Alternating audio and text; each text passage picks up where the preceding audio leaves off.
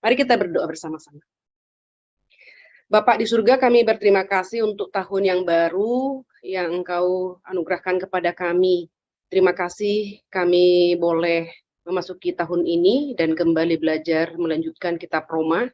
Kami berdoa ya Tuhan, kiranya Engkau memberikan kepada kami perasaan haus dan lapar akan kebenaran firman Tuhan, kesadaran akan diri lemah, dan kesadaran kami membutuhkan Tuhan senantiasa.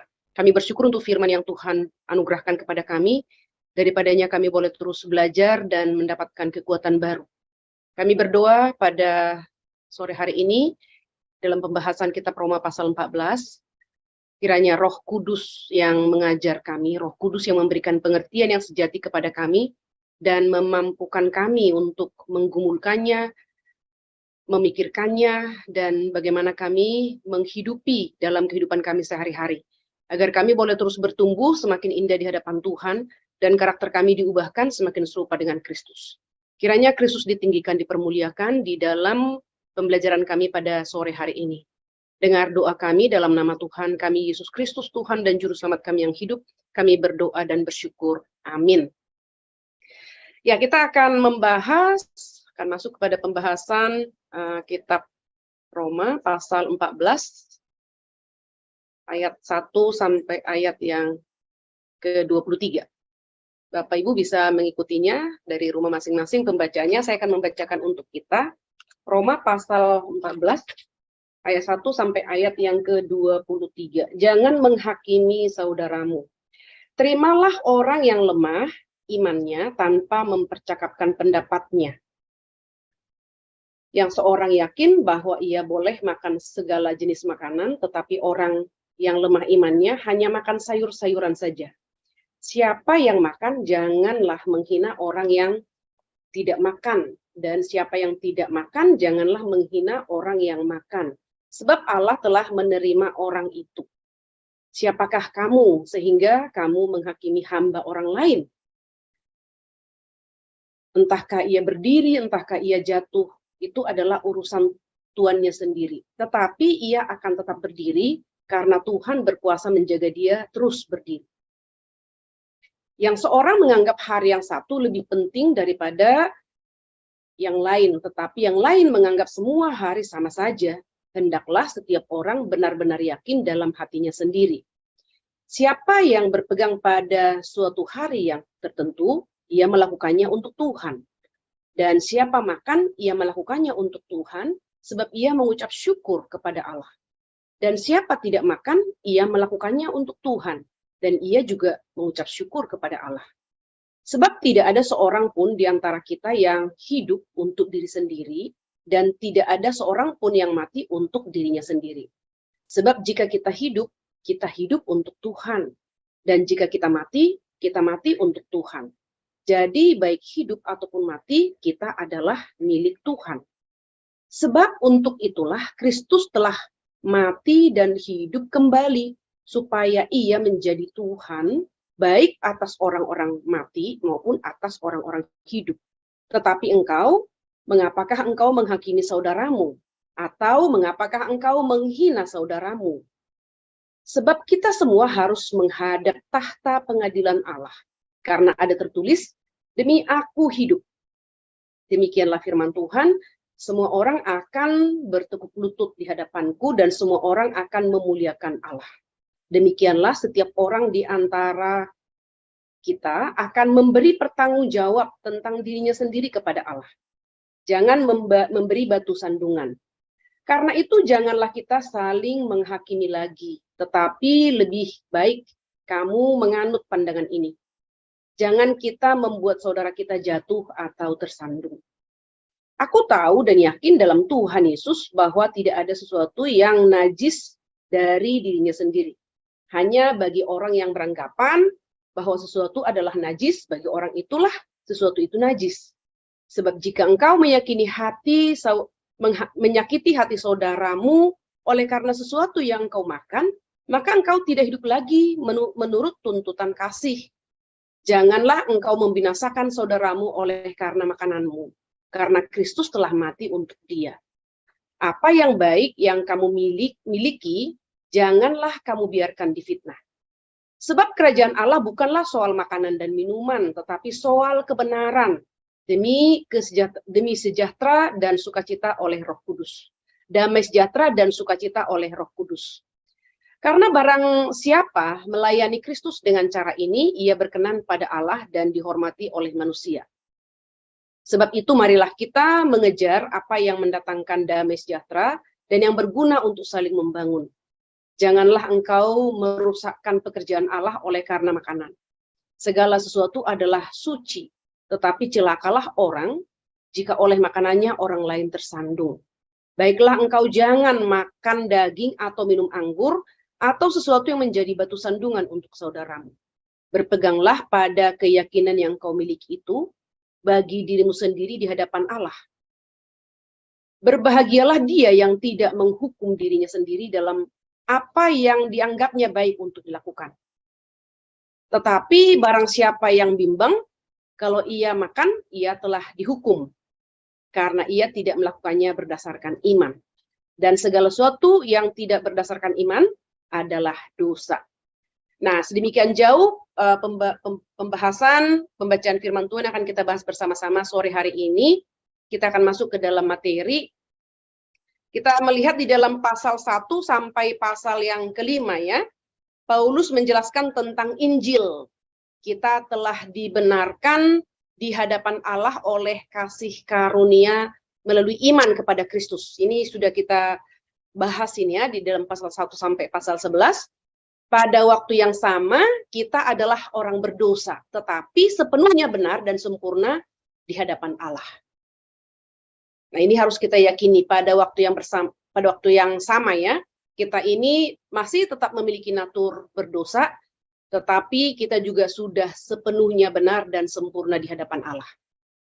Nah, jika kita memahami Injil sepenuhnya di dalam pasal 1 sampai pasal 5 dan mengalami Injil di dalam pasal 6 sampai pasal 8, maka hasilnya adalah kehidupan kasih yang bersuka dan bersyukur.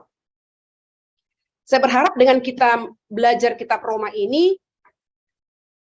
kita semakin dibukakan akan kondisi manusia berdosa, pembenaran oleh iman, lalu status keselamatan kita already but not yet, dan di dalam pasal 8 ayat 1 ya, tidak ada lagi penghakiman, yaitu penghakiman kekal maksudnya ya, itu menjadi jaminan kita, penghiburan kita. Dan di dalam pasal 9 sampai pasal 11 kita sudah belajar tentang predestinasi, pemilihan Allah. Kita tidak perlu ragu lagi akan hal itu. Mulai pasal 12 kita sudah belajar bagaimana tuntutan Allah terhadap umat pilihan. Ya, mempersembahkan tubuh kita sebagai persembahan yang hidup. Persembahan yang hidup itu berarti proses ya, yang berlangsung terus-menerus seumur hidup kita.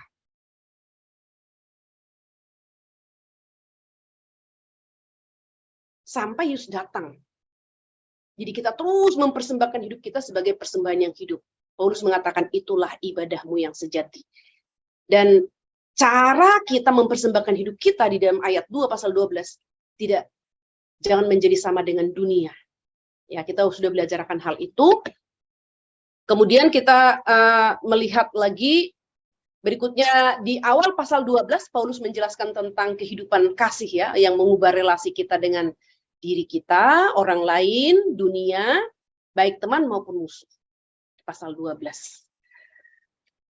Sekarang di pasal 14, Paulus menerapkan semua yang telah dia katakan pada satu kasus khusus, masalah di jemaat Roma. Jadi ada nih masalah yang timbul di jemaat di Roma, itu sebabnya Paulus membahas secara khusus. Ya, di dalam pasal 14 ini yang kuat dan yang lemah begitu ya, karena terjadi di tengah-tengah jemaat di Roma. Paulus berkata, baiklah sekarang saya akan menunjukkan kepada kalian bagaimana semua ini diterapkan pada masalah yang kalian hadapi. Jadi ini sungguh terjadi di tengah-tengah jemaat di Roma, tapi saya percaya juga terjadi di tengah-tengah umat Tuhan sepanjang zaman. Istilah lemah dan kuat ya, orang Kristen lemah dan kuat. Jangan sampai kita salah dalam mengartikan. Jadi ada konteks, tidak selalu sama pengertian lemah dan kuat itu Ya, jadi di dalam pasal 14 ini kita melihat konteks di Roma, nanti juga ada konteks di jemaat di Korintus, di dalam konteks kita lemah dan kuat itu. Nah, jadi dari pembahasan di dalam kitab Roma ini kita belajar bisa jadi hal itu juga terjadi di tengah-tengah kita ya, tengah-tengah umat Tuhan di mana kita tinggal. Nah, sekarang kita akan melihat bersama-sama masalah yang diperdebatkan. Apa masalahnya? Ya, apakah karena orang Kristen gagal untuk berhenti menghakimi sesama orang Kristen mengenai pendapatnya ya, di dalam ayat 1 dikatakan, terimalah orang yang lemah imannya tanpa mempercakapkan pendapatnya. Jadi di dalam ayat 1 ini ada semangat penolakan, bukannya penerimaan di dalam gereja mengenai pendapat ya. Masalah dasarnya adalah beberapa anggota gereja tidak bisa membedakan antara masalah mendasar dan pilihan pribadi. Jadi masalah mendasar dan pilihan pribadi. Masalah mendasar itu harusnya itu menjadi prinsip, pilihan pribadi bisa jadi tidak boleh disamakan menjadi prinsip. Ya, jadi kita harus tetap melihat bahwa kekristenan itu ada anggota jemaat yang masih anak-anak, masih udah dewasa ya secara iman ya. Jadi itu berarti akan ada pilihan-pilihan secara pribadi dan itu harus dihargai. Nah, ini yang tidak bisa dibedakan oleh jemaat di Roma. Dan terkadang juga ya di jemaat kita terjadi hal itu ya. Maka melalui pembahasan pasal 14 ini mari kita belajar bersama-sama introspeksi diri. Jangan kita sampai jatuh kepada dosa yang sama yang dialami oleh jemaat di Roma, ya. Orang yang lemah iman tidak tahu kapan mereka berada di wilayah yang Paulus maksudkan sebagai pendapat dan sesuatu tidak bisa diperdebatkan lagi. Ya, jadi tidak bisa mereka tidak tahu kapan ya, tidak tahu kapan. Kalau saya bisa mengatakan itu di sekolah Calvin biasanya ya, saya ada exception. Nah, ada guru tertentu mengatakan, Bu, saya bingung loh, kapan harus menerapkan exception terhadap murid. Nah, biasanya itu karena kaku. Saya mengatakan, kita harus belajar, ya, mendekatlah kepada Tuhan supaya Roh Kudus memberikan kita bijaksana. Kapan kita memberikan exception dengan berdasarkan asas kasih dan keadilan.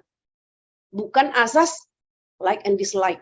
Atau jangan sampai berdasarkan ras ya, itu sudah sangat jahat ya.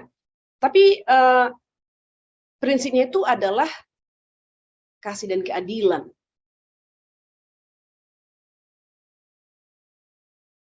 Kemarin kami rapat guru, saya harus mengangkat lagi tatib sekolah kami karena ada hal yang belum jelas kalau dilihat dari asas keadilan, kasih dan keadilan terhadap murid. Maka saya katakan ini harus kita koreksi dan tidak perlu menunggu tahun ajaran baru. Januari ini kita akan bertemu dengan orang tua, langsung kita koreksi. Karena pengkoreksian ini bukan merugikan anak, tapi supaya orang tua tahu hak anak.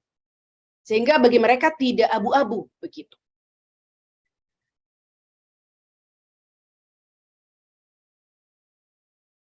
Walaupun kita tidak pernah sempurna ya dalam mengambil keputusan, tidak pernah sempurna dan bijaksana yang berkaitan dengan mengambil keputusan baik dalam keluarga kita, dalam pekerjaan kita, tapi saya percaya kalau kita menjaga hubungan dengan Tuhan, Tuhan akan memberikan kepekaan kepada kita.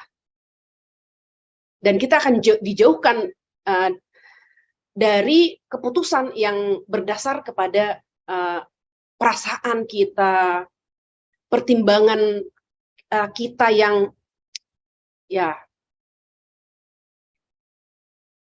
yang diarahkan kepada ya pribadi kita jadinya, bukannya kepada bagaimana Tuhan dipermuliakan begitu ya. Nah, di dalam ayat 1 berbicara tentang masalah keyakinan di dalam ayat 1 ini ya, tanpa mempercakapkan pendapatnya. Jadi pendapatnya itu adalah masalah keyakinan. Di dalam 1b ini bahasa Yunani menggunakan bahasa dialogismoi, artinya masalah keyakinan. Jadi tidak memperdebatkan pendapat atau masalah keyakinan. Ini yang disoroti oleh Paulus di dalam ayat 1. Terimalah orang yang lemah imannya tanpa mempercakapkan masalah keyakinannya. Ini bukan masalah iman, bukan keyakinan iman ya, tapi keyakinan berhubungan dengan sesuatu. Ya, berikutnya nanti akan bicarakan makanan, hari-hari yang dikhususkan begitu. Jadi ini bukan masalah keyakinan, masalah iman yang menyelamatkan ya. Nah, di dalam ayat yang kedua kita baca lagi, yang seorang yakin bahwa ia boleh makan segala jenis makanan, tetapi orang yang lemah imannya hanya makan sayur-sayuran saja. Nah, ini contohnya perdebatan terutama berkaitan dengan makanan ya, perdebatan tentang makanan di ayat yang kedua. Sebagian merasa sebagai orang Kristen mereka tidak bisa makan daging. Oke dong ya, tidak jadi masalah ya, itu kan masalah pribadi ya. Di dalam ayat yang kelima ada perbedaan tentang hari-hari tertentu. Kita lihat dalam ayat kelima, yang seorang menganggap hari yang satu lebih penting daripada hari yang lain. Tetapi yang lain menganggap semua hari sama. Hendaklah semua orang benar-benar yakin dalam hatinya sendiri. Ya. Di dalam Kolose pasal 2 ayat 16, Paulus berbicara tentang orang Kristen yang masih berpegang pada hari raya Yahudi atau PL. Jadi ada hari raya ya, di dalam perjanjian lama. Nah, dalam hal ini di dalam Kolose 2:16 Paulus bicara tentang hari raya orang Kristen yang masih berpegang. Berarti ini adalah orang Yahudi ya, orang Yahudi yang kemudian jadi Kristen dong tentunya konteksnya. Jadi ada orang Kristen yang masih berpegang pada hari raya Yahudi atau hari raya di dalam PL. Ini kita tahu berarti ini ditujukan kepada orang Yahudi yang percaya kepada Kristus menjadi orang Kristen. Nah, di dalam Roma pasal 14 ayat 14 dan ayat 22 kita lihat, aku tahu dan yakin dalam Tuhan Yesus bahwa tidak ada sesuatu yang najis dari dirinya sendiri, hanya bagi orang yang beranggapan bahwa sesuatu adalah najis, bagi orang itulah sesuatu itu najis. Ayat 20. Janganlah engkau merusakkan pekerjaan Allah oleh karena makanan. Segala sesuatu adalah suci, tetapi celakalah orang jika oleh makanannya orang lain tersandung.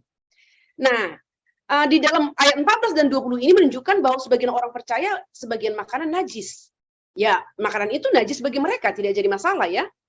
Lalu ini ya, masalah makanan najis atau haram, najis, halal ya, memang itu ada petunjuk di dalam perjanjian lama.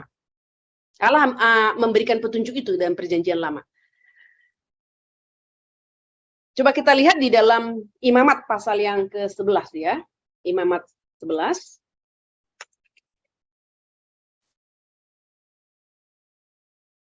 Nah, misalnya ya binatang yang haram dan yang tidak haram. Binatang haram dan tidak haram di Imamat 11. Kemudian kita lihat Ulangan 14. Dalam Ulangan 14, Musa ya menuliskan kepada bangsa Israel tentang pemberontakan umat ya.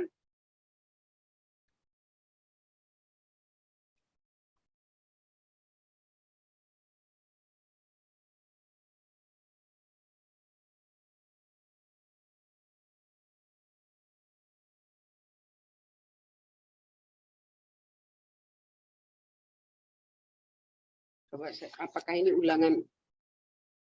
Saya lihat dulu. Oh ya, ulangan ya. Sorry, saya salah buka. Ulangan 14.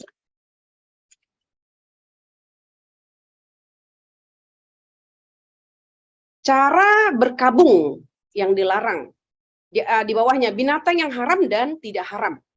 Nah, lalu kemudian kita kembali ya di dalam ayat 21, Paulus mengatakan begini di dalam ayat 21.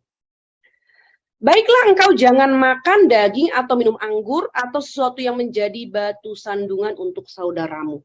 Nah, jadi di dalam perjanjian lama jelas memang ada larangan makan binatang haram.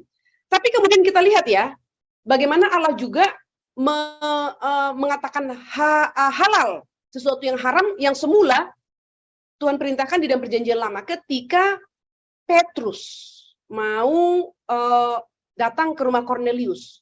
Ada penglihatan terlebih dahulu yang ditunjukkan oleh Allah dengan menurunkan binatang-binatang haram Lalu Tuhan berkata kepada Petrus, makan gitu ya. Lalu Petrus berkata, Tuhan itu haram. Karena dia orang Yahudi yang masih mengikuti tradisi perjanjian lama. Tapi Tuhan katakan, apa yang aku katakan halal, jangan kamu katakan haram.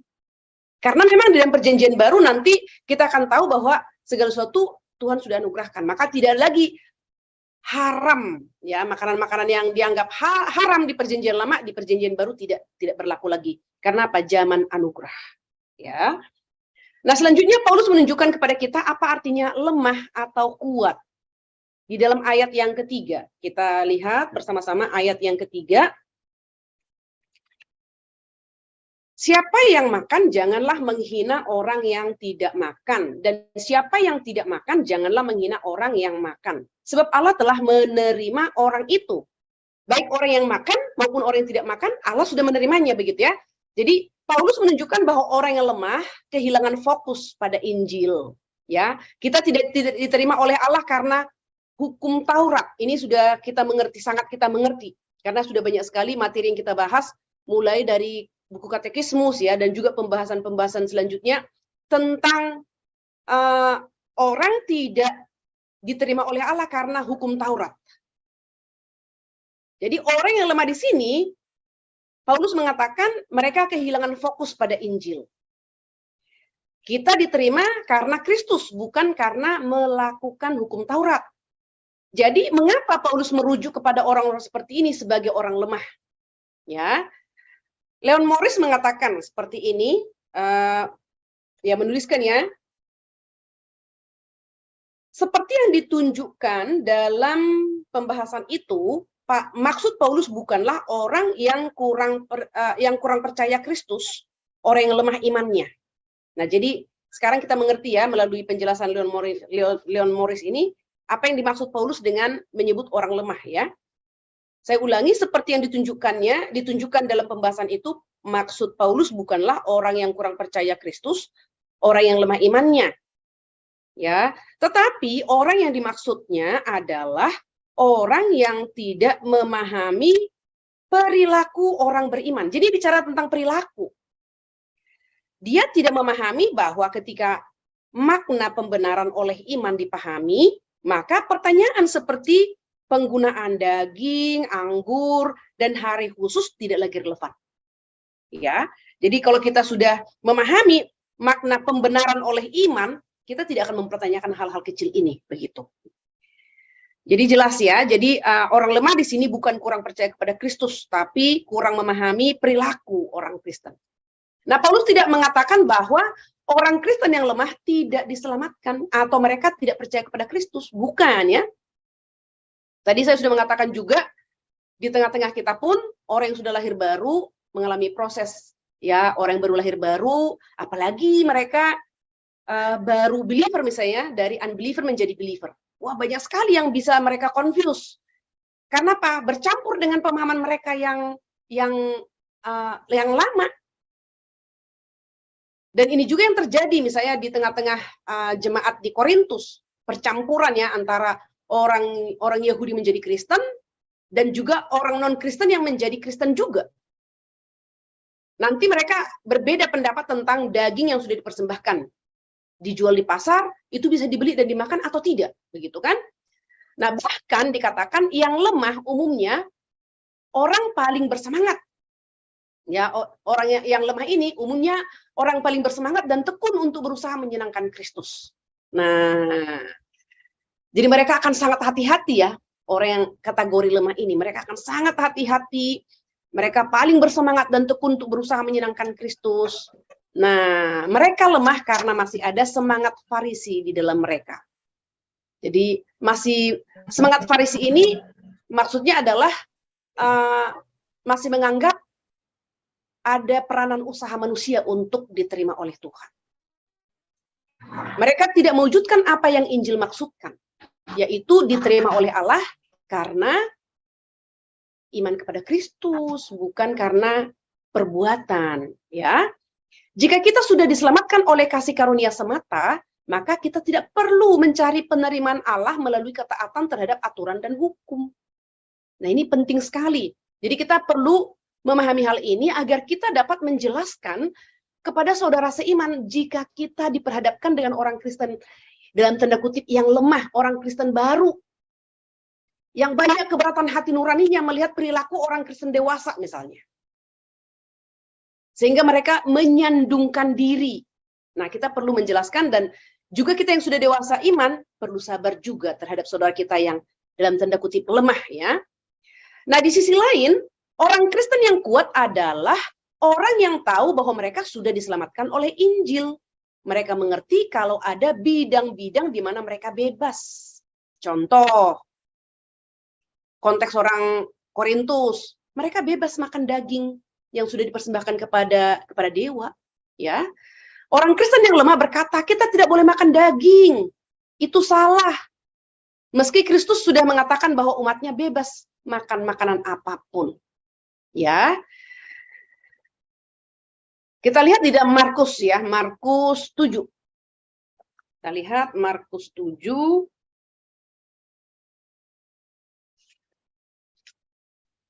ayat 14. Markus 7 ayat 14. Lalu Yesus memanggil lagi orang banyak dan berkata kepada mereka, kamu semua dengarlah kepadaku dan camkanlah. Apapun dari luar yang masuk ke dalam seorang tidak dapat menajiskannya, tetapi apa yang keluar dari seorang itulah yang menajiskannya. Barang siapa bertelinga untuk mendengarkan, hendaklah ia mendengar. Sesudah ia masuk ke sebuah rumah untuk menyingkirkan dari orang banyak, murid-muridnya bertanya kepadanya tentang arti perumpamaan itu.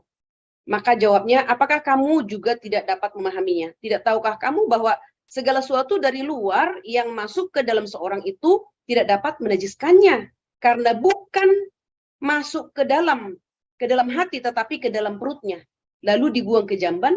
Dengan demikian ia menyatakan semua makanan halal. Katanya lagi, apa yang keluar dari seorang itulah yang menajiskannya, sebab dari hati orang timbul segala pikiran jahat, percabulan, pencurian, pembunuhan, perzinahan, keserakahan, kejahatan, kelicikan, hawa nafsu, iri hati, hujat, kesombongan, kebebalan. Semua hal-hal jahat itu timbul dari dalam dan menajiskan orang itu. Jadi ada revolusi ya. Yesus melakukan penerobosan apa itu haram atau najis begitu ya. Di dalam Roma pasal 14 ayat 14a misalnya, Paulus mengatakan, aku tahu dan yakin dalam Tuhan Yesus bahwa tidak ada sesuatu yang najis dari dirinya sendiri. Orang Kristen yang kuat berkata, kita bebas makan daging. Ya, jadi sekali lagi ini perilaku, ya, masalah keyakinan. Makanya dari awal Paulus sudah berbicara tentang keyakinan ya. Keyakinan di dalam ayat 1 tadi, tanpa mempercakapkan pendapatnya atau keyakinannya. Nah, menarik untuk diperbandingkan perdebatan ini dengan 1 Korintus 8. Coba kita lihat ya, 1 Korintus 8. Di dalam 1 Korintus 8, ini bicara tentang persembahan berhala. Ya, sekali lagi di sana ada orang Kristen dan orang yang menjadi Kristen itu adalah ada latar belakang Yahudi, ada latar belakang kafir. Kafir itu berarti non-Yahudi lah ya. Nah, jadi ada konflik antara orang percaya yang dulunya menyembah berhala dan orang percaya lain mengenai apakah orang Kristen bisa membeli dan makan daging yang telah dipersembahkan di kuil. Jadi ini konteksnya di jemaat di Korintus. Antara orang percaya dulu mereka menyembah berhala dan mereka tahu bahwa makanan di pasar itu adalah bukan makanan ya, daging yang di pasar itu adalah daging yang sudah dipersembahkan terlebih dahulu kepada dewa-dewa baru dijual. Nah, ketika mereka tahu itu sudah dipersembahkan ke dewa-dewa, sekarang mereka tahu kami tidak lagi menyembah dewa, maka daging itu tidak boleh dimakan. Nah, tapi orang Kristen, ya orang Kristen Yahudi atau orang Kristen latar belakang Yahudi mengatakan, oh, tidak apa-apa, karena tidak ada dewa, begitu ya, karena mereka sudah berlatar belakang tidak menyembah dewa. Maka bagi mereka tahu bahwa semua makanan dalam dunia ini misalnya boleh dimakan, daging yang dijual di pasar itu bisa dimakan gitu ya. Demikian juga ya kekristenan, kemudian kita tahu juga ya kekristenan juga melihat bahwa di zaman Perjanjian Baru ini tidak lagi makanan atau binatang lah ya, binatang yang haram, tapi semua halal dan dapat dimakan, ya. Dalam situasi 1 Korintus 8, orang Kristen yang kuat adalah orang Kristen yang berkata tidak ada salahnya memakannya, ya, berhala tidak nyata. Nah, ini berarti mereka sungguh mengerti bahwa tidak ada Allah lain selain daripada Allah yang sejati. Berhala itu adalah buatan manusia. Jadi tidak efek bagi mereka ketika ada sekelompok orang mengatakan daging yang di pasar itu sudah dipersembahkan ke dewa gitu. Karena mereka tidak percaya ada dewa, ya tidak jadi masalah kalau ada orang meyakini bahwa itu sudah dipersembahkan kepada dewa, begitu ya. Nah, maka orang Kristen yang kuat mungkin terutama adalah orang Kristen Yahudi, ya kan? Yang tidak ada latar belakang pernah penyembahan berhala. Jadi mereka tidak ada masalah membeli daging dari pasar dan memakannya. Nah, orang percaya yang lemah adalah yang dulu pernah menyembah berhala, terutama orang bukan Yahudi, yang dulu pernah terperangkap dalam pemujaan orang kafir, dan sekarang merasa tercemar ketika berhadapan dengan apapun yang ada kaitannya dengan masa lalunya. Jadi, penyembahan berhala itu adalah masa lalu mereka. Maka ketika mereka melihat orang Kristen, ya berarti saudara seiman mereka, membeli daging di pasar yang sudah dipersembahkan kepada dewa, mereka mengalami keberatan hati nurani mereka, karena mereka menganggap, oh itu sudah dipersembahkan ke dewa-dewa, berarti itu tidak kudus, begitu ya. Jadi itulah letak perbedaan konteks ya, jemaat kuat lemahnya jemaat di istilah kuat lemah jemaat di Korintus. Nah, di dalam pasal 14 ayat yang kedua, ayat yang ketiga, 14, 20, kata yang lemah adalah mereka yang mengikuti hukum, yaitu tahir atau najis di PL, yang merasa tercemar ketika daging yang najis dimakan atau ketika hukum PL lainnya dilanggar. Ya, jadi ini tidak seutuhnya masalah daging ya, tapi makanan hari-hari. Nah, jadi di sini yang kategori lemah di pasal 14 ini adalah justru orang Yahudi yang adalah latar belakang orang Yahudi, ya berarti orang Yahudi Kristen, orang Yahudi yang menjadi Kristen. Mereka masih terikat tentang ya makanan, hari-hari kudusnya orang Yahudi. Nah, jadi bagi mereka ada hari-hari tertentu yang kudus. Tapi orang Kristen mengatakan ya semua hari sama. Sama seperti lagu-lagu anak sekolah minggu ya. Hari Minggu, harinya Tuhan. Hari Senin sampai hari Jumat juga harinya Tuhan. Kan begitu ya. Semua hari adalah harinya Tuhan. Begitu.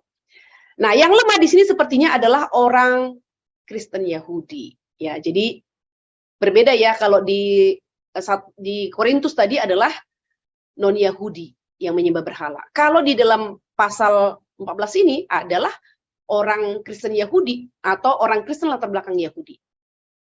Pertanyaannya adalah apakah orang percaya Yahudi di Galatia yang berkeras untuk harus menaati hukum PL menganggap hal itu dianggap juga mendapatkan keselamatan? Ya, ada lagi peristiwa ya di kitab Galatia. Jadi mereka berkeras menaati hukum PL. Ini orang Kristen nih. Tapi mereka berkeras mengikuti hukum PL. Apakah mereka menganggap hal itu dilakukan untuk mendapatkan keselamatan? Jawabannya tidak ya. Galatia 1 ayat 8, Paulus menolak menganggap mereka mereka itu orang Kristen atau orang yang lemah imannya. Ya, jadi di dalam sekarang kita lihat yang lemah dan yang kuat ini ya, dalam 1 Korintus 8, Roma 14 secara berdampingan, kalau kita lihat secara berdampingan, ini bisa menunjukkan pada kita bahwa terkait dengan masalah khusus ini, ya satu kelompok sosial atau etnis menjadi lemah, sementara kelompok lain jadi kuat. Etnis, tadi orang Yahudi, ya kan? Etnis Yahudi menjadi lemah, sementara kelompok lain menjadi kuat. Ya, contoh yang kedua adalah orang Yahudi di Korintus. Mereka menjadi kuat, ya enggak? Di Roma mereka menjadi orang lemah. Di Korintus mereka menjadi kelompok yang kuat, begitu ya. Nah, yang lemah adalah setiap orang Kristen yang cenderung menganggap kebiasaan budaya dan upacara yang tidak esensial sebagai bagian menentukan bagi kedewasaan dan efektivitas orang Kristen. Inilah kelompok orang lemah. Menganggap kebiasaan budaya dan upacara yang tidak esensial. Nah, jadi Bapak Ibu, kita perlu belajar untuk melihat mana yang prinsip, mana yang tidak prinsip. Kemarin dalam kelas persiapan guru sekolah minggu ya di pusat, kita sedang membahas tentang di balita itu batita ya, triwulan yang kedua, bicara tentang kelahiran Yesus sampai kepada udah masuk kepada pembaptisan ya, baptisan Yesus itu oleh Yohanes Pembaptis. Lalu ada satu guru sekolah minggu bertanya, Lause perlu nggak dijelaskan kepada anak-anak ya, baptisan percik dan baptisan selam, mana yang benar? Saya katakan, itu tidak boleh diperdebatkan dan diajarkan kepada anak mana yang benar. Karena yang itu tidak esensi, itu kan metode. Metode itu tidak esensi. Yang paling esensi adalah redaksi. Di dalam amanat agung, Yesus hanya mengatakan baptiskan mereka dalam nama. Yang dimunculkan adalah redaksi. Tidak ada muncul di sana baptiskan mereka dengan baptis percik. Dalam nama Allah Bapa, Anak, dan Roh Kudus. Jadi elemen baptisan itu adalah air. Lalu redaksinya harus benar. Dalam nama Allah Bapa, Anak, dan Roh Kudus.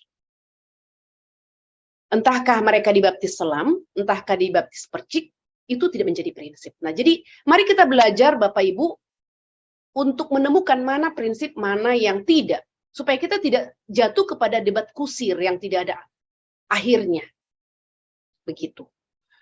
Nah, ayat yang ketiga menunjukkan kita ya. Ayat yang ketiga ini saya baca kembali. Siapa yang makan jangan menghina orang yang tidak makan. Dan siapa yang tidak makan janganlah menghina orang yang makan. Sebab Allah telah menerima orang itu. Dalam ayat 3 ini menunjukkan kepada kita pendirian alami dari yang kuat dan yang lemah terhadap satu sama lain. Jadi kalau yang tidak makan, ya jangan makan, tapi jangan hakimi. Ya, yang makan jangan hakimi yang tidak makan. Yang tidak makan jangan hakimi juga yang makan, begitu ya. Sebaliknya begitu. Jadi masing-masing ada pendirian, lakukan dengan iman. Nanti tadi kan kita belajar ya. Tidak makan, lakukan tidak iman karena sebagai ucapan syukur. Yang makan, lakukan juga dengan iman sebagai ucapan syukur. Jadi prinsipnya di sana. Nah, orang yang makan segala jenis makanan, orang Kristen yang kuat. Jangan menghina yang tidak makan, yaitu orang Kristen yang lemah. Ya. Orang yang makan segala jenis makanan, yaitu orang Kristen yang kuat. Jangan menghina yang tidak makan, yaitu orang Kristen yang lemah. Demikian juga sebaliknya ya. Paulus mengatakan yang kuat tidak merasa lebih tinggi dari yang lemah. Atau jangan merasa lebih tinggi daripada yang lemah. Ini artinya orang yang kuat ya bisa merasa lebih dewasa, lebih maju, lebih bijak, dan lebih rohani. Nah ini pantang ya. Ini tidak boleh terjadi. Karena di hadapan Tuhan yang terpenting itu bukan masalah makan dan minum. Tapi yang terpenting adalah kebenaran ya. Kebenaran dan melihat sesama. Jangan sampai kita ngotot dengan kebenaran kita, ada saudara seiman yang tersandung. Jadi kita juga harus, yang lemah itu harus bijak. Yang kuat itu harus bijak. Orang yang memandang rendah yang lemah, sedang berpikiran sempit. Nah, jadi sejak dulu ya, kita sudah berulang kali mendengar kata judgmental. Jangan judgmental. Mari kita mengingatkan diri sendiri senantiasa Bapak Ibu. Melalui pasal 14 ini kita diingatkan lagi. Jangan judgmental terhadap saudara kita, terhadap perilaku teman kita. Karena apa? Mereka sudah lahir baru. Hanya masalah perilaku aja yang berbeda. Perilaku dan keputusan sehubungan dengan sehari-hari, makanan, minuman, itu tidak mempengaruhi keselamatan. Jangan jatuh kepada orang Kristen yang bermental judgmental. Ya. Secara pendirian umum mengatakan yang kuat terhadap yang lemah adalah ini dia, orang kuat mengatakan, itu masalahmu. That's your problem, that's not my problem. Nah, begitu kan? Nah, tidak boleh begitu ya. Dan pendirian umum ini dikatakan, dan kemudian melakukan apa yang dipercaya orang lemah sebagai hal yang tidak menyenangkan Allah. Nah, ini salah ini ya. Di sisi lain, orang yang tidak makan, yaitu orang Kristen yang lemah, biasanya menghakimi orang yang makan. Jadi saling nih, yang lemah, dia tetap makan misalnya, yang kuat dia tetap makan misalnya, lalu melihat orang lemah yang tersandung, jelas-jelas tersandung dan mempertanyakan perilaku kita atau tindakan kita dengan santai mengatakan, that's your problem, not my problem. Dan kita tidak peduli dengan hati nurani saudara seiman kita yang tersandung. Sebaliknya, yang lemah juga jatuh kepada penghakiman, ya, jatuh kepada dosa menghakimi orang yang kuat, ya.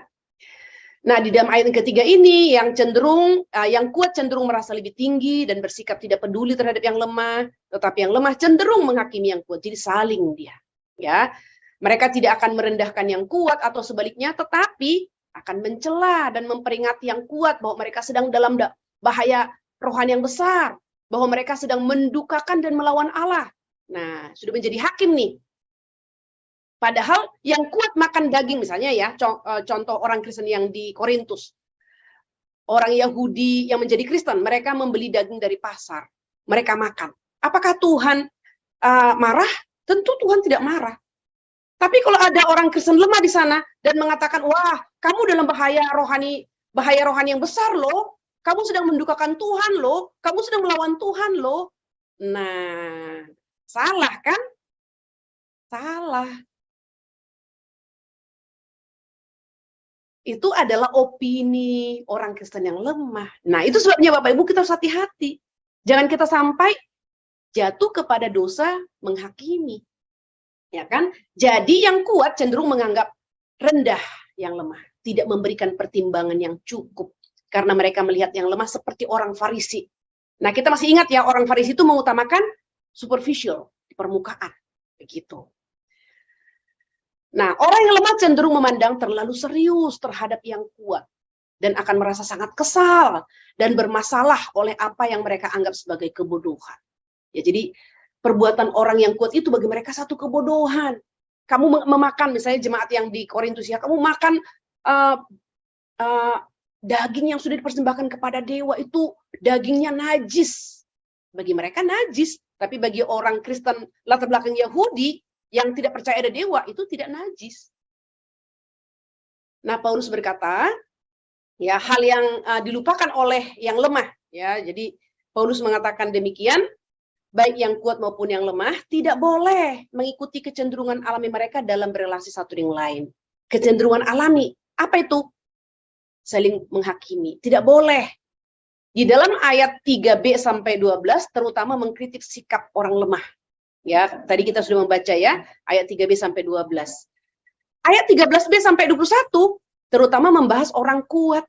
Jadi Paulus memberikan pembahasan nih. Dibahas terhadap orang lemah, dibahas orang-orang yang dianggap kuat, begitu ya. Nah, Paulus berkata kepada yang lemah, saat kalian menghakimi orang Kristen yang kalian anggap melakukan sesuatu yang dilarang, inilah yang sedang kalian lupakan. Nah, jadi ada yang dilupakan orang yang lemah. Ketika mereka menghakimi orang Kristen, ya, karena melakukan sesuatu yang dilarang, ini dia. Yang pertama, orang Kristen yang lemah itu lupa kita semua dibenarkan oleh iman. Jadi sekali lagi kita perlu menguatkan saudara kita yang lemah. Kalau sekarang kita tarik ini pada konteks kita di zaman ini, kalau masih ada saudara kita yang lemah, apapun itu alasannya, mereka menjadi lemah, tentu dalam konteks kita ya, maka kita perlu ingatkan mereka bahwa kita semua dibenarkan oleh iman. Kita tidak dibenarkan karena perilaku kita. Kita tidak dibenarkan karena ya perilaku lah ya. Bahkan misalnya tentu saja iman, perilaku kita akan mengikuti iman harusnya ya. Pakaian misalnya, posisi duduk misalnya, sekali lagi iman yang sejati itu akan diikuti oleh perilaku. Bahkan berpakaian pun, ketika kita tahu kita menghadap Tuhan di gereja, tidak mungkin kita memakai pakaian you can see. Tapi sekali lagi, kalau ada orang yang belum mengerti dan memakai pakaian you can see masuk ke dalam gereja Tuhan, kita tidak boleh judgmental. Yang ada adalah kita memberitahukan kepadanya supaya dia memakai pakaian yang layak, bagaimana datang di hadapan Tuhan. Kan begitu dong ya, bukan menghakimi. Karena bisa jadi dia belum memiliki pemahaman datang ke gereja itu adalah datang menghadap Tuhan. Berbeda datang ke gereja dengan ke mall. Jadi harus dibedakan nih, pakaian ke gereja dengan pakaian ke mall.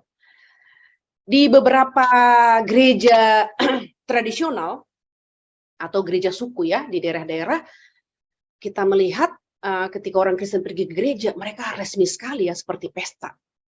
Orang Batak misalnya, waduh, itu pakai ini loh, apa tuh, pakaian yang ibu-ibu misalnya, sampai pakai sanggul loh. Rambutnya rapi, terus pakai kebaya, ya, orang Batak itu ke gereja pakai kebaya. Mungkin di kota besar sudah ada pakai yang seperti batik lah ya, batik atau gaun dan seterusnya. Tapi yang di kota-kota juga, kalau mereka masih ada pengaruh orang tua dari kampung, ke gereja itu mereka masih pakai kebaya. Nah, jadi itu konsep yang benar. Datang ke rumah Tuhan dengan pakaian yang terbaik karena kita menghadap Tuhan. Nah, itu contohnya ya. Jadi kita tidak boleh, karena ada juga sekelompok orang Kristen, baik di kota maupun di desa, sekelompok orang Kristen ini ke gereja boleh pakai celana panjang, jeans, bahkan celana pendek gitu ya, selutut dan seterusnya. Apakah bahkan celana pendek yang ya di atas lutut ada ya, karena mereka mementingkan hati. Salah juga ya. Karena celana pendek itu ya ke mall atau ke pasar ya silahkan aja, tapi ke gereja harusnya tidak. Walaupun Tuhan melihat hati, tapi seharusnya iman kita itu akan diikuti oleh perilaku yang benar. Nah, mengapa sesama orang Kristen tidak boleh menghakimi? Karena Allah telah menerima orang itu. Ya, jawaban ayat 3b ini sangat baik sekali. Kenapa kita tidak boleh menghakimi saudara seiman kita? Karena Allah telah menerima orang itu. Kata menerima adalah kata yang sama dinasehati awal untuk saling menerima. Ya, saling menerima. Paulus mengatakan kalian harus saling menerima karena Allah telah menerima kalian. Meskipun orang Kristen lemah atau kuat dalam perilaku atau pandangannya, dia sepenuhnya telah dikasihi dan diterima oleh Bapa melalui Kristus. Jadi sekali lagi, bukan hanya orang Kristen yang kuat diterima oleh Allah, tapi baik orang Kristen lemah, orang Kristen yang kuat, dalam perilaku dan pandangan mereka, sepenuhnya mereka telah dikasihi dan diterima oleh Bapa melalui Kristus. Nah, John Stott mengatakan demikian ya. Berani sekali kita menolak orang yang telah Allah terima. Berani sekali kita menolak orang yang telah Allah terima. Cara terbaik menentukan sikap kita terhadap orang lain adalah memastikan apa sikap Allah terhadap mereka. Nah, ini penting Bapak Ibu. Sebelum kita menghakimi seorang, kita harus bertanya, apa sikap Allah terhadap orang itu? Misalnya ya, kalau kita masih lemah, melihat orang makan misalnya, kita harus bertanya, apa sikap Allah terhadap orang yang makan itu, yang hati nurani kita keberatan. Nah, jadi harus mulai dari takhta Allah nih. Berarti kan teosentris ya, berpusat dari Allah. Apapun itu harus dari Allah. Kita tidak boleh antroposentris, mulai dari bawah. Kita menilai, lalu penilaian kita sinkronkan dengan Allah. Tidak. Tapi apa pendapat Allah tentang mereka? Ini baik sekali ya Bapak Ibu. Prinsip ini lebih baik bahkan dari hukum emas, yakni memperlakukan orang lain seperti yang kita ingin mereka memperlakukan kita. Golden rule ya, golden rules ya. Memang aman memperlakukan orang lain seperti yang kita ingin mereka memperlakukan kita, tetapi lebih aman memperlakukan mereka seperti Allah memperlakukan mereka. Wah, luar biasa ya.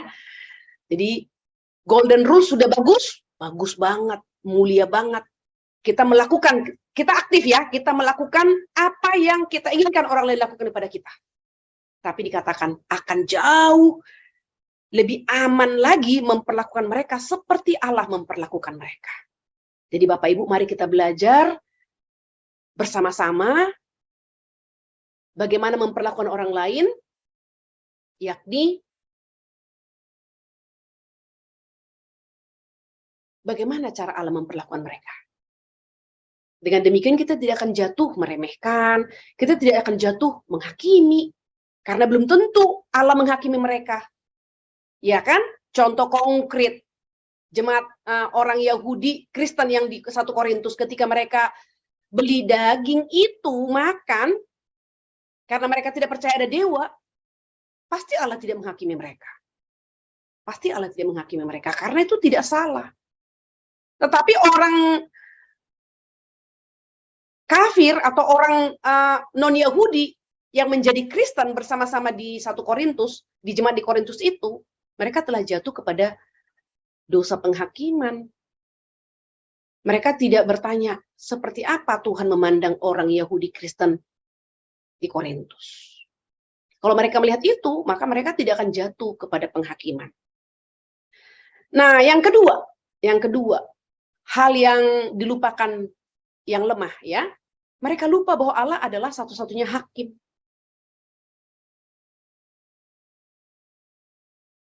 Untuk orang yang suka menghakimi, kita perlu mengajak mereka belajar pasal 14 ini, Bapak Ibu. Saya udah pernah memberitahukan kepada Bapak Ibu ya, saya juga jatuh pada judgmental terhadap satu rekan saya, karena saya tidak setuju dengan perilakunya. 3 tahun saya berdoa, sampai pada akhirnya saya kembali kepada diri saya, kenapa saya menghakimi dia? Saya temukan saya merasa lebih baik daripada dia. Kenapa saya marah terhadap dia? Karena saya merasa berhak menghakimi dia. Kenapa saya merasa berhak menghakimi dia? Wah, saya terus ya sasar diri saya sendiri. Sampai saya menemukan saya akhirnya tidak berhak. Saya jawabannya, saya tidak lebih baik daripada dia, dan saya tidak punya hak menghakimi akan dia. Kenapa? Karena dia bukan apa-apa saya. Yang berhak menghakimi dia adalah tuannya. Nah, itu yang kita temukan di sini nanti. Dalam ayat yang keempat, ya, ayat yang keempat. Siapa kamu sehingga kamu menghakimi hamba orang lain? Ya. Peringatan kuat untuk tidak menghakimi orang Kristen yang beda dengan kita dalam masalah keyakinan. Siapa kamu? Kata hakim tidak berarti penilaian semata, tetapi penghukuman. Siapa kamu sehingga menghukum orang lain? Siapa saya sehingga menghukum rekan saya? Seolah-olah saya menjadi hakim. Ya, di dalam ruang pengadilan hakim itu disebut yang mulia. Siapa saya? Saya bukan yang mulia. Bapak Ibu bukan yang mulia. Sehingga kita bisa menghakimi. Paulus mengatakan, makan daging itu sendiri bukan dosa. Ya. Orang Kristen bisa memutuskan mau makan atau tidak dengan alasan yang tepat. Jadi Paulus juga memberikan nasihat kepada orang yang lemah ya. Kalau kamu lihat orang yang kuat, orang saudara seiman yang kuat membeli daging. Kalau dia mengatakan, oh saya tidak percaya dewa, kamu belajar juga untuk menerima. Karena dia punya alasan. Bukan karena ketamakan. Bukan karena tidak ada self-control penguasaan diri. Demikian juga yang kuat. Melihat yang lemah tidak mau membeli daging dari pasar. Yang lemah mengatakan, saya tahu itu daging sudah dipersembahkan kepada dewa. Dulu saya misalnya. Maka yang kuat juga jangan mempermasalahkan orang yang lemah. Karena dia punya alasan. Hal lain, salah juga menghakimi dan menghukum orang lain karena minum anggur ya. Di dalam Roma ini kan dikatakan juga ya, yang minum anggur jangan kamu katakan salah. Mengapa? Salah menghakimi atau menghukum orang yang karena minum anggur. Ini di dalam ayat 4. Siapa kamu? Kembali lagi ya. Siapa kamu? Sehingga kamu dikatakan, sehingga kamu menghakimi hamba orang lain. Orang itu bukan hambamu. Biarkan tuannya, yaitu Yesus Kristus yang menghakimi. Apakah orang itu memang sudah melayani dia dengan benar? Nah ini jawabannya Bapak Ibu. biarkan Tuannya. Dan Tuhan kita semua, Tuhan orang percaya adalah Tuhan Yesus. Maka Tuhan Yesus adalah yang memiliki hak prerogatif, hak mutlak untuk menghakimi. Kita tidak memenuhi syarat untuk menjadi hakim. Nah, yang ketiga, hal yang dilupakan yang lemah adalah mereka lupa untuk memikirkan posisi mereka sendiri. Ya, ada saatnya kita menjadi orang lemah ya, maka ini perlu kita ingat nih. Kita semua dibenarkan oleh iman, kita tidak dibenarkan oleh perilaku. Kita bisa lupa bahwa Allah adalah satu-satunya hakim. Yang ketiga, kita bisa lupa ya, memikirkan posisi kita sendiri. Setiap kita perlu memikirkan dan meyakini tentang benar atau tidaknya suatu kegiatan. Jadi tidak boleh pokoknya ya, harus ditelaah tentang benar atau tidaknya suatu kegiatan. Dan selalu mengacu kepada Alkitab tentunya, bukan tradisi. Yang lemah perlu ingat bahwa mereka bisa saja salah. Sebaliknya juga begitu. Yang kuat juga harus ingat, mereka juga bisa salah. Maka kita tidak boleh arogan ya. Di dalam ayat yang kelima ya, cukup menarik dan penting. Dikatakan, hendaklah setiap orang benar-benar yakin dalam dirinya sendiri. Jadi belajar perlu supaya kita bertindak atas dasar pengetahuan, bukan pokoknya. Paulus melanjutkan, kita perlu memikirkan perilaku kita. Jadi kita tidak boleh lagi sembarangan, kita perlu memikirkan perilaku kita. Jangan sampai kita berperilaku bebas ketika orang tidak ada yang melihat. Lalu kita akan berhati-hati ketika ada orang yang melihat. Kalau kita selalu memikirkan tentang apa pendapat Allah tentang perbuatan saya, maka kita tidak akan berhati-hati ketika ada orang melihat dan tidak berhati-hati atau sembarangan atau menjadi bebas ketika tidak ada orang melihat. Ya. Yang pertama, mari kita lihat ini, kita perlu memahami apakah Alkitab benar-benar memerintahkan. Jadi masalah tadi ya, masalah ini nih Bapak Ibu tadi.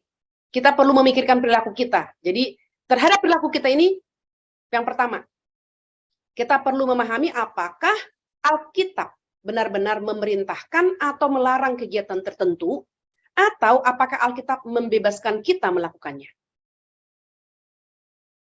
Nah, jadi ini adalah barometer untuk kita mencek perilaku kita. Apakah Alkitab benar-benar memerintahkan atau melarang, atau membebaskan kita melakukannya.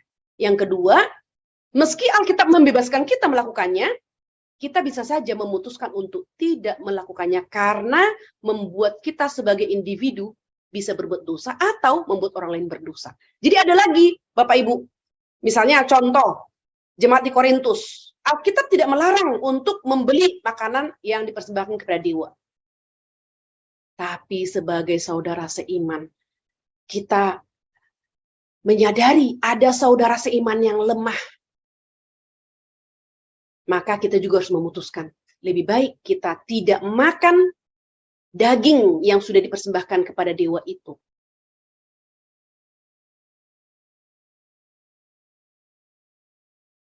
Supaya iman saudara kita yang masih lemah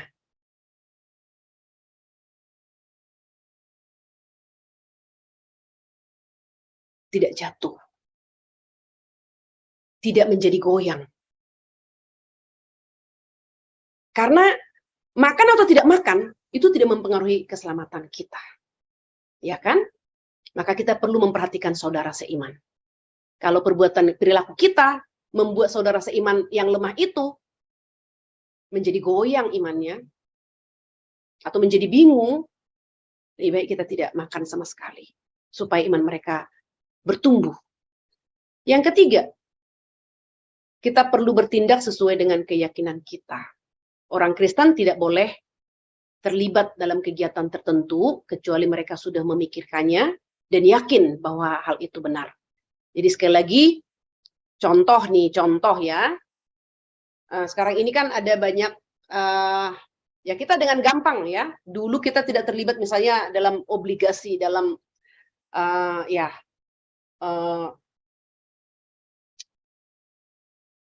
menyimpan uang, ya, menitipkan uang, bermain saham misalnya. Tapi sekarang kita bebas. Tinggal kita mau resiko tinggi, resiko sedang, atau resiko sangat minim begitu. Kita bisa memilih. Sekali lagi, kita bisa memilih, tapi pilihan kita pun tidak boleh sembarangan. Kenapa? Karena kalau sudah bicara tentang saham, berarti kita bicara tentang mendapatkan uang tanpa usaha. Tapi bagaimana dengan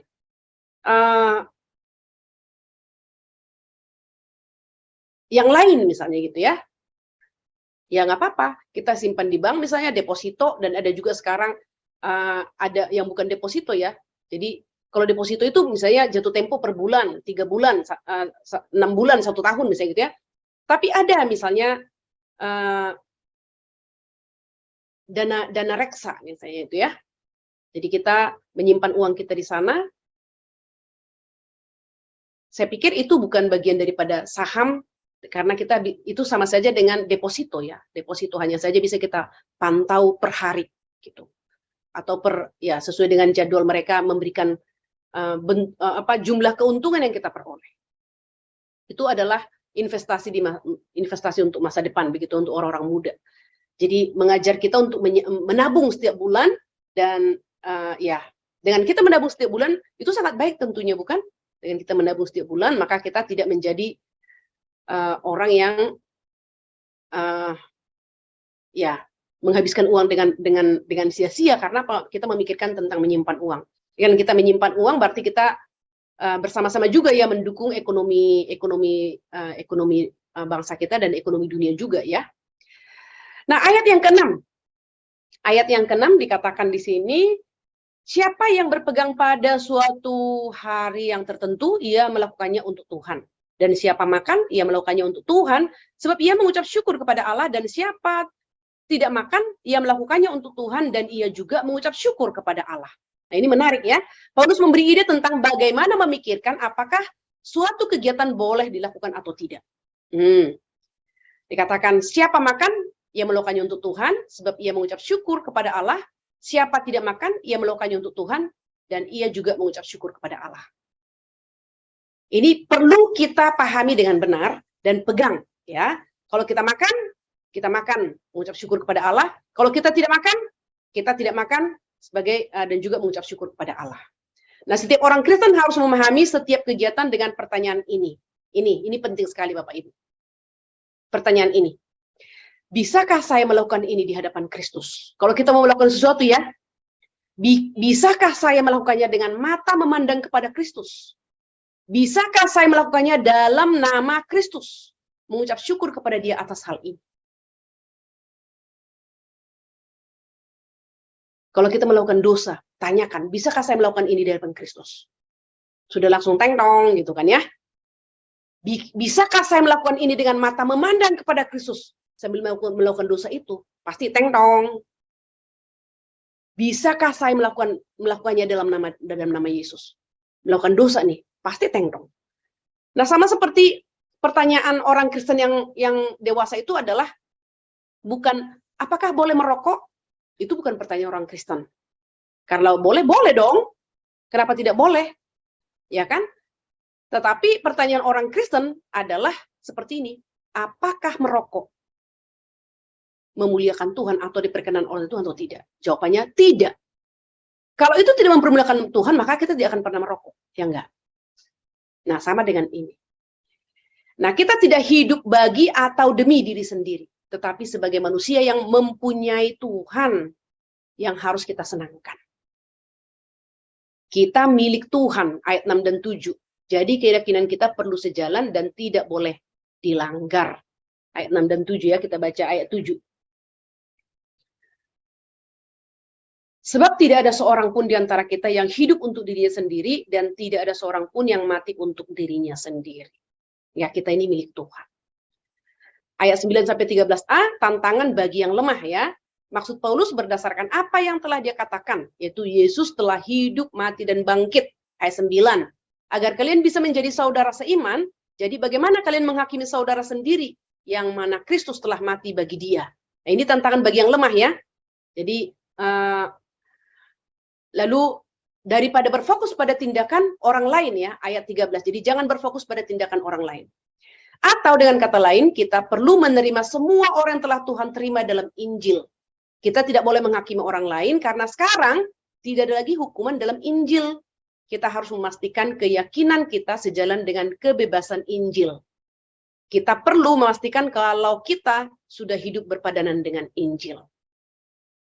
Nah, berikut ini kita boleh jawab untuk refleksi kita lebih mendalami materi hari ini. Yang pertama, apakah karakter Anda cenderung melihat semua hal sebagai pendapat atau semua hal sudah tidak bisa diperdebatkan? Yang kedua, apakah Anda bisa melihat bidang-bidang di mana Anda mungkin merupakan orang percaya yang lemah? Ini butuh kesadaran diri yang besar, ya. Yang ketiga, jika Anda bisa, bagaimana ayat-ayat ini menantang dan mengubah Anda? Amin. Mari kita berdoa bersama-sama. Bapa di surga, kami sungguh bersyukur, berterima kasih karena kami dikoreksi lagi dalam kehidupan kami sehari-hari. Kami tahu ada banyak hal ini dalam berbagai konteks dalam hidup kami. Istilah orang Kristen kuat, orang Kristen lemah. Iman yang kuat, iman yang lemah. Bapak di surga, kami berdoa kiranya Engkau menolong kami sungguh-sungguh bertumbuh dan belajar untuk menerima perbedaan, menghargai perbedaan, selama kami dan orang lain atau saudara seiman sudah memiliki iman yang sejati. Tolong kami juga untuk menyerahkan hak prerogatif menghakimi itu kepada Allah. Kami tidak merebut hak Allah. Ajar kami ya Tuhan, untuk memberi ruang kepada perbedaan perilaku. Tolong kami untuk sabar dengan perbedaan perilaku. Tolong kami untuk selalu bertanya, apa pandangan Tuhan terhadap orang lain? Apa pandangan Tuhan terhadap saya? Sehingga kami pun boleh hati-hati dengan diri kami sendiri. Dan kami pun boleh lebih sabar terhadap orang lain. Karena menyerahkannya kepada Tuhan, yang adalah Tuhan kami bersama, yang kepadanya kami harus mempertanggungjawabkan hidup kami masing-masing. Terima kasih Tuhan untuk firman-Mu yang boleh kami pelajari hari ini. Meteraikan ini di hati kami, dan ingatkan kami senantiasa ya Tuhan akan prinsip kebenaran ini. Terima kasih Bapak, kami akan mengakhiri pertemuan kami dan akan melanjutkan aktivitas masing-masing. Kami mohon besertalah dengan kami. Dalam nama Tuhan kami Yesus Kristus, kami berdoa dan bersyukur. Amin.